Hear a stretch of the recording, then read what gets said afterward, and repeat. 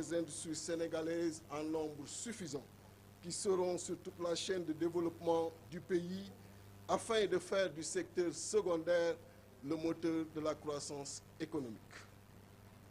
Depuis lors, nous n'avons pas réussi l'aménagement correct de notre territoire national, le développement des territoires de l'intérieur, une efficience en termes de politique de décentralisation et d'abréger l'inégalité entre les territoires. Au contact des Sénégalais de la diaspora, et j'ai vu les difficultés auxquelles ils sont confrontés, notamment le renouvellement de leur titre de séjour, l'obtention de papiers administratifs, leur régularisation et surtout le respect qu'ils méritent en territoire étranger.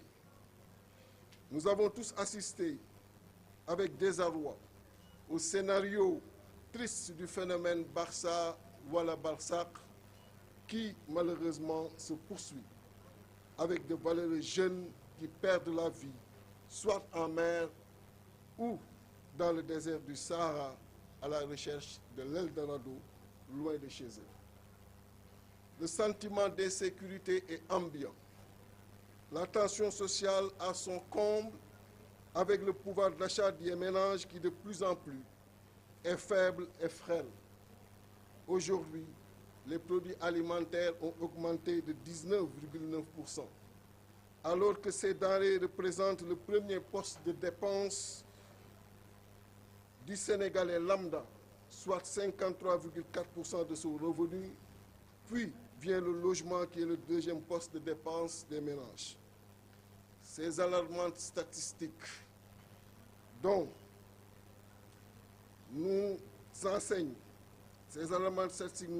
que le Sénégalais de 2023 investit moins dans l'éducation, 1,4% de son revenu, car plus de la moitié de ce revenu est alloué à la consommation, laissant peu de place aux autres postes, et ce n'est point de sa faute.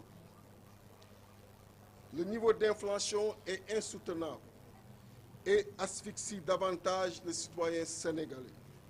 Le taux d'inflation moyen annuel est ressorti à 9,7% au Sénégal en 2022, alors qu'il est estimé à 7,5% dans la zone UEMOA, pendant que la norme communautaire est fixée à 3%.